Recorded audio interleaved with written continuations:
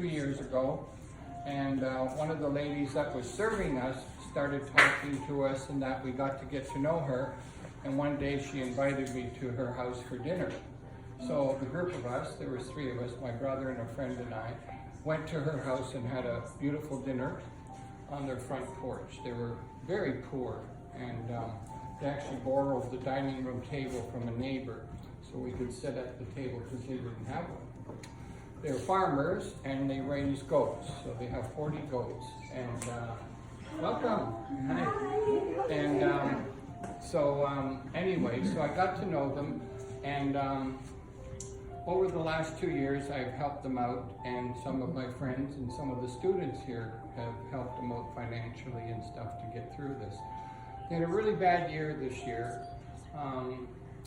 There was a huge hurricane that hit Cuba, and the outer bands, it was over towards Havana, they're towards Guantanamo Bay on the east side of the island. But they got the outer bands, and everything flooded, and the fields flooded, and it was just an unbelievable amount of rain.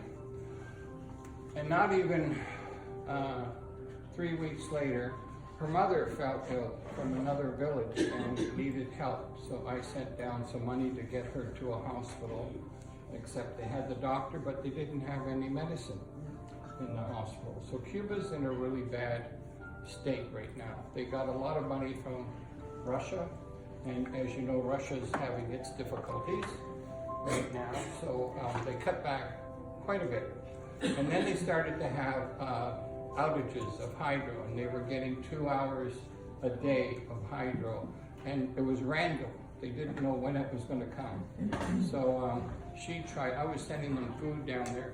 There's a company in Havana that's called Supermarket 23, and you can buy all kinds of food from there, and then they will ship it anywhere in Cuba for 45 bucks. So my brother and I once a month send some down food. But lately we've been careful because they don't have electricity to keep meat and stuff cold, right? She tries to make ice when the hydro's on so she can keep some food, but we've been sending canned meat and stuff, and soups in packages and stuff like that. And cookies for the kids, you know, you always gotta have some fun, right? Yep.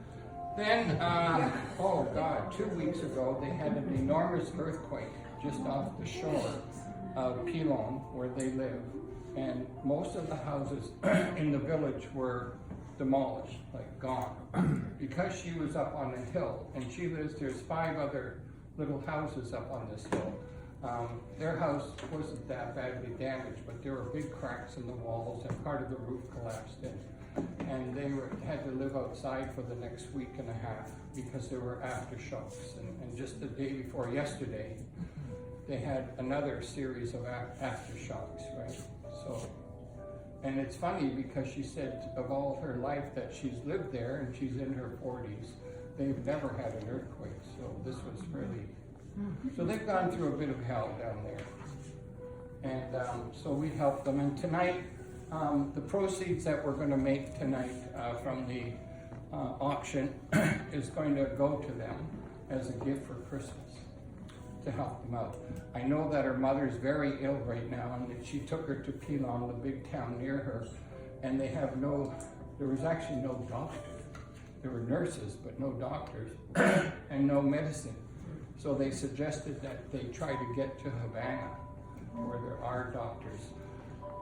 Cuba's having a big brain drain right now. A lot of the professional people, doctors and lawyers and that, are going to Mexico and to South America because there's nothing there for them. You know, here's an example. I didn't realize it when I asked her, but working as a server 12 hours a day, 5 days a week, she made $9 a month, US. The bartenders in Mexico get $12 a month. So that's the kind of difference. So you can just imagine how far 10 bucks would go here.